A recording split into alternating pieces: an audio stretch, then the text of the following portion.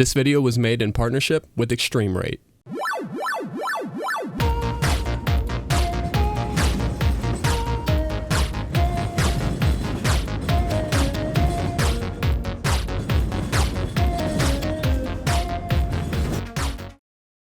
Hey, what's up guys? My name is Jesse and welcome back to another video from Games Plus Internet.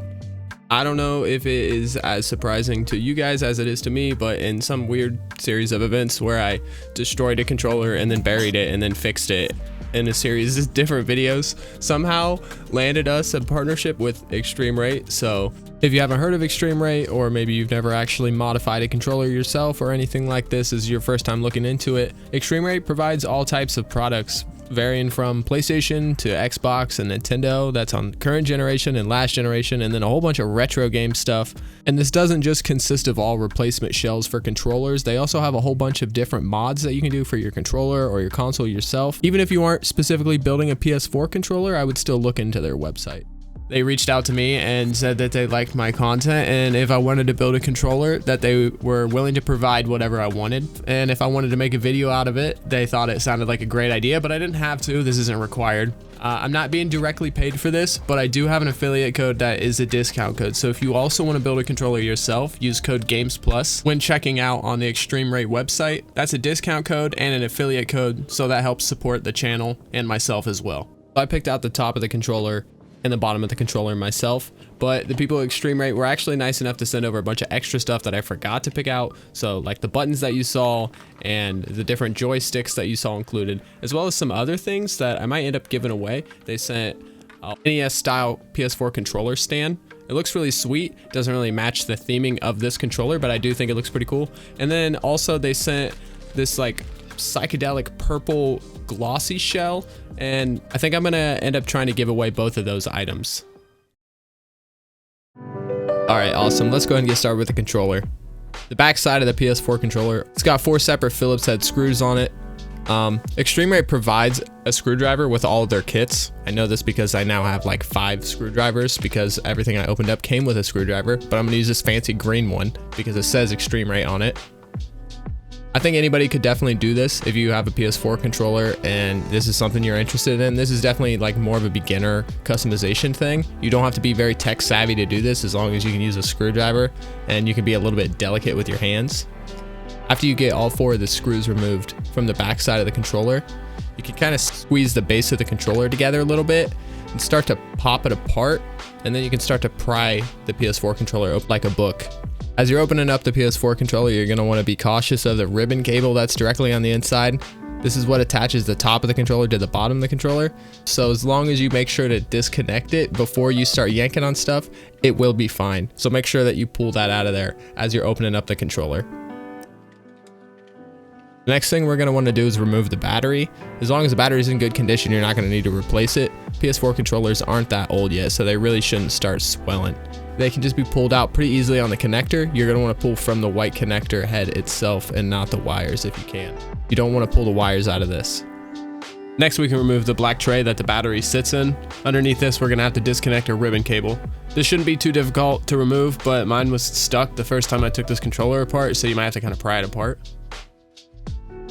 Once we remove that, we can start to disconnect the little ribbon cable up here. This ribbon cable is for the touch bar on the top of the controller. It has a little notch cut out on the side of it, so if you can get your fingernail in there, or like maybe like a pair of pliers or something, it makes it a lot easier to pull out of the board. And then we just have a single Phillips head screw to remove.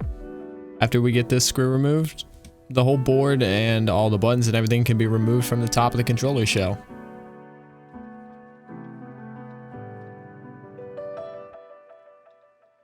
Go ahead and set the main chunk of the controller aside. We're going to start assembling the new top of the controller. Grab the replacement shell for your controller. I picked out a nice mint green for the top of mine. And these are the buttons that ExtremeRate was nice enough to provide because I happened to forget buttons when I ordered mine.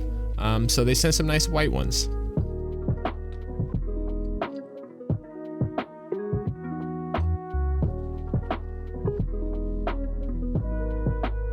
Alright, and then you can start placing the new buttons into the controller shell itself. Make sure that you place the correct buttons in the correct holes. The replacement buttons aren't specific to the holes, so they'll kind of fit in each of the holes. Also, go ahead and place the D-pad in there. Make sure it's seated nice and flush. There's nothing else wrong with it. Then you can place in your share button and the options button. You can see these are specific for the hole. So I tried to put it in there the first time and then I had to switch which side it was in, but make sure you get both of those in there. Looks good. That's what that should look like with all the buttons in it. The replacement button that they sent doesn't have a PlayStation logo on it, so I opted to use the original button because I like the PlayStation logo. So go ahead and make sure you put that in there. And then we can start placing all the little rubber grommets on the back of the buttons. Make sure that you have those on there the right way. What I have it on there is not right. You're about to see it in the next scene. It's important that you get those on there correctly or the controller will not seat together the right way.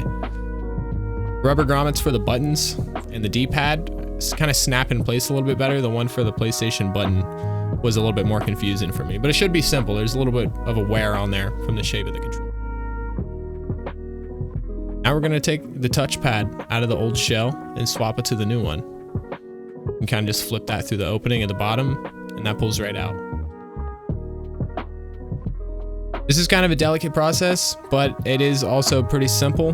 There's a little tab on the side, you can press that in and the main frame of the touchpad pops off and then you can get to the motherboard. We have to separate this from the black one. I used this guitar pick to pry it off, but this is the second time I did this, so it was actually a lot easier than it was the first time. There's a lot of adhesive on the back of here. The board will also bend a little bit, but that'll be okay as long as you don't break it in half or scrape any chips off of there. It should be fine. Then you can go ahead and start to place that touchpad board back into the new touchpad housing. And then even if it's a little bit bent, add the black frame piece that we grabbed before. This is going to help hold the board flush to the shell.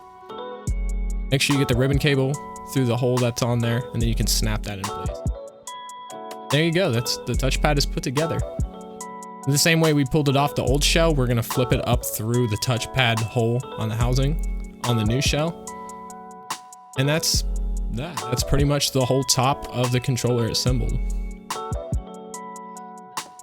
Next, we can start working on the bottom of the controller. So go ahead and grab the bottom of the old controller. I picked this blue shell out for the bottom of the new controller. We're going to start by taking this white bracket out. This just lifts up from the right side. You can pull that up and out. Next, we're going to take this clear light bar bracket out. This also is just kind of sitting down on there with a little bit of foam. I happened to rip the foam when I pulled it out, but this isn't super important. And lastly, the little light bar cover itself. I went ahead and popped this into the new shell now, but this ended up falling out before I actually needed it. So you can set it wherever. I put it in there so I didn't lose it.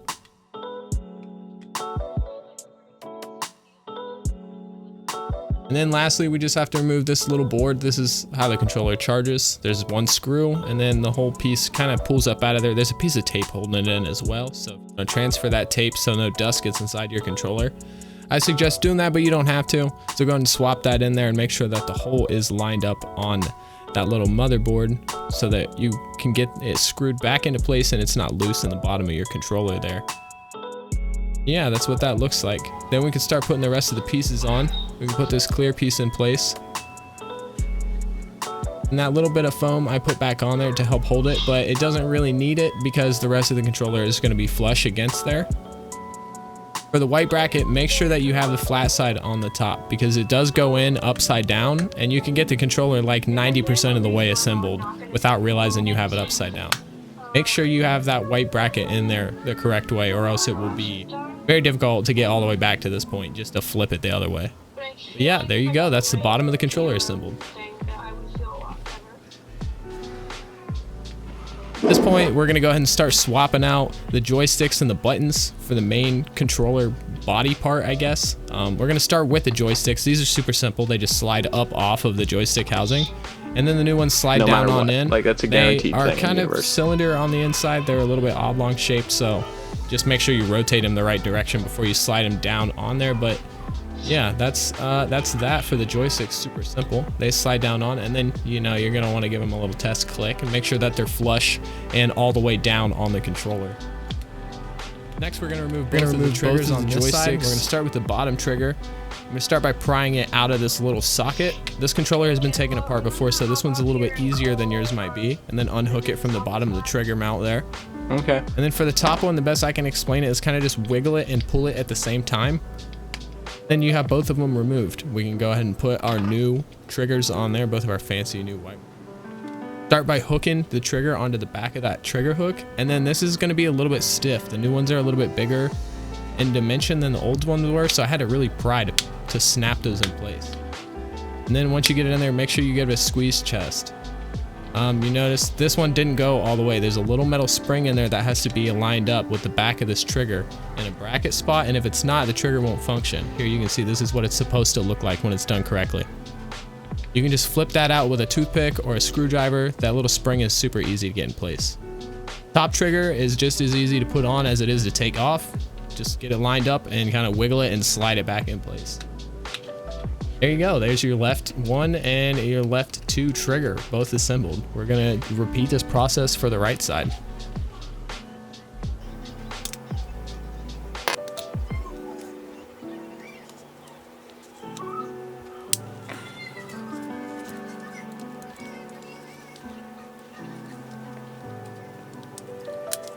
There we have it. That's the new triggers and the new joysticks for it. We got light blue joysticks to match and the white triggers that were sent in the kit.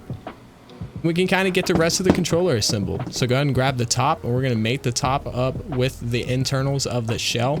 Make sure that you get those joysticks lined up in there, and then that little orange ribbon cable for the touchpad has to make sure that it's peeking through on the board. That's actually kind of difficult to do, so this might take you a minute to do, but make sure that you get that ribbon cable through there so that you can get this plugged in, or else your touchpad is not going to function at all. Make sure the touchpad ribbon cable is pushed all the way in until that white bar is almost completely flush with the bracket. That's how you know it is all the way in there. Next, we're going to want to put the battery bracket in, or you can put the silver screw back in. We've flipped this order from when we were taking it apart, so it doesn't really matter because you can get to the screw head either way, but make sure you put that bracket and that screw back in now. Nice, and then once you get both of those in, you can go ahead and put your battery back in. Make sure that the cables that come out of the battery are on the top so that they'll fit, and then you can plug the connector back in. Make sure that that white connector is completely seated into the connection adapter there. And there you go. That's like the whole top of the controller is reassembled. We got the controller back together for the most part. Now we just got to reattach the bottom to the top. For some reason, this is like the most difficult part of the whole process, is trying to reattach this little ribbon cable in this controller while you're sandwiching it together.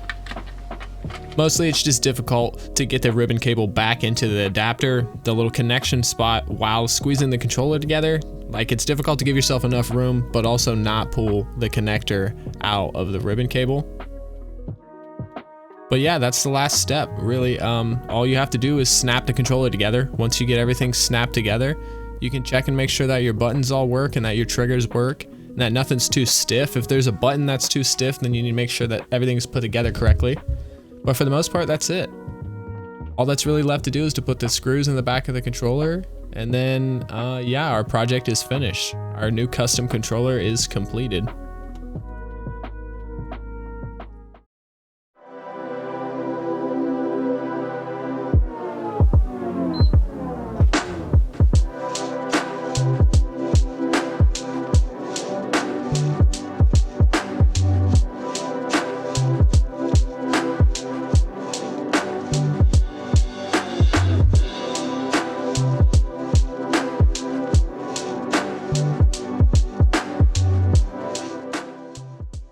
Yeah, I don't know.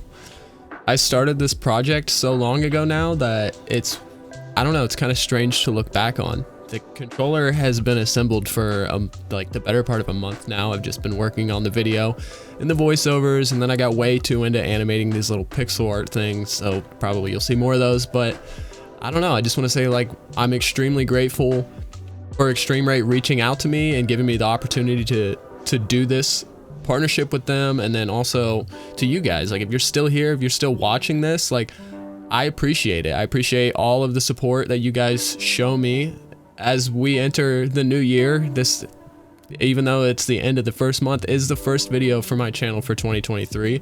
I just want to say that I am working to improve the quality of the content. Hopefully that you noticed in this video, but I'm trying to bring this channel to be something more and something bigger. And if you want to be here for the ride, then hell yeah, more power to you. There's another seat on the bus. Go and sit down somewhere. But like, if you don't want to, I understand too. And maybe I'll see you in the future when things, you know, maybe when things work out and the channel gets a little bit bigger, the content has perfected itself more. But for now, I'm probably gonna go, I don't know, play more Stardew Valley or work on another animation. But you should probably get some sleep. It's been a long day. I'll see you next time.